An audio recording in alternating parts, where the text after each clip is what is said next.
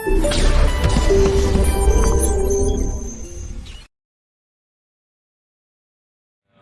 نام حبیب الرحمان ہے.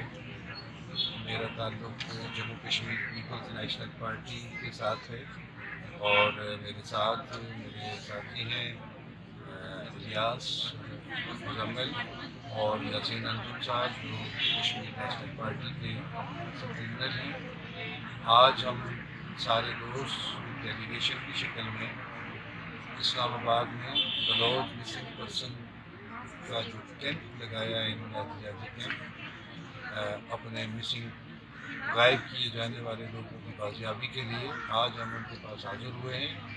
یکجہتی کے لیے اور اپنی ہمدردی اور اپنا دکھ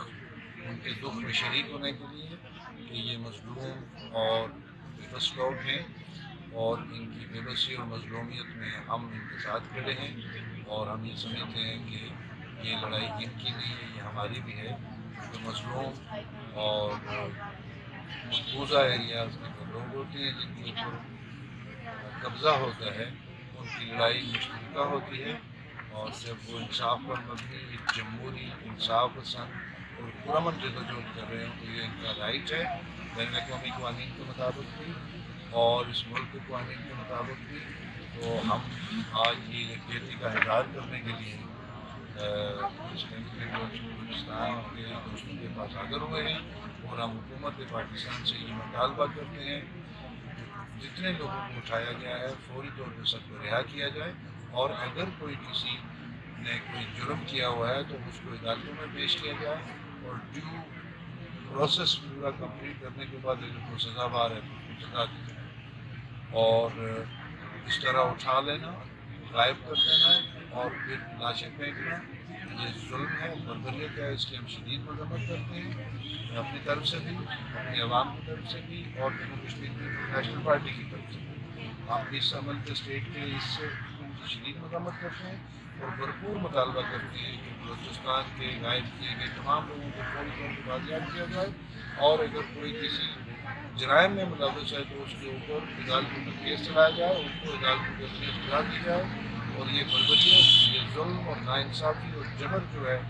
یہ بند کیا جائے. کہ آپ نوجوانوں کو اٹھاتے ہیں، استادوں کو اٹھا لیتے ہیں، پروفیسرس کو اٹھاتے ہیں، خواتین کی بے حرمتی کرتے ہیں اور سب سے بڑی بات یہ کہ بلوچ سرزمین کی حرمت کو تار کرتے ہیں. میں آج یہاں اس کیمپ میں اس یکجہتی کے ساتھ ساتھ میں پاکستان کے حکمرانوں سے یہ مطالبہ کرتا ہوں کہ بلوچوں کی عظیم تاریخی روایات کو منظور رکھتے ہوئے ہم بلوچستان کو ایک الگ وطن سمجھتے ہیں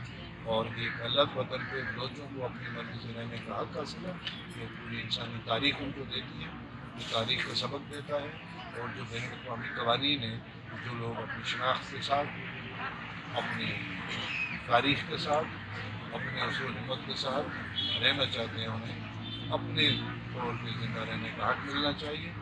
وہ اپنے مستقبل کا فیصلہ اختیار کرتے ہیں، یہ اختیار ہوتا ہے اور اس بنیاد پر جعلی حکومت بدلی کے نام پر بلوچوں کو قتل عام بند کیے گئے، ان کو جینوسائیڈ بند کیا جائے اور جو لوگ غائب کیے گئے ان لوگوں کو خود کو رہا کیا جائے اور اگر کوئی کسی جرم میں ملوث ہے اس کو عدالتوں کے ذریعے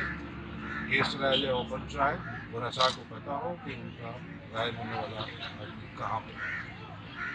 یہ کوئی اصول نہیں ہے دنیا کا، کسی قانون میں نہیں ہے. بین الاقوامی قوانین بھی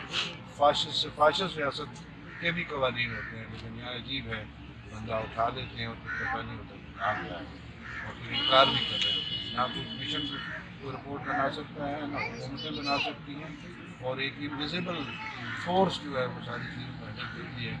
تو میں اس موقع پہ آپ بلوچ دوستوں کے ساتھ آپ کی جدوجہد میں پرامن جمہوری سیاسی اور پیسفل جو پروٹیسٹ آپ کا ہے اس کے اوپر پورا حمایت کرتی ہوں اور آپ کے ساتھ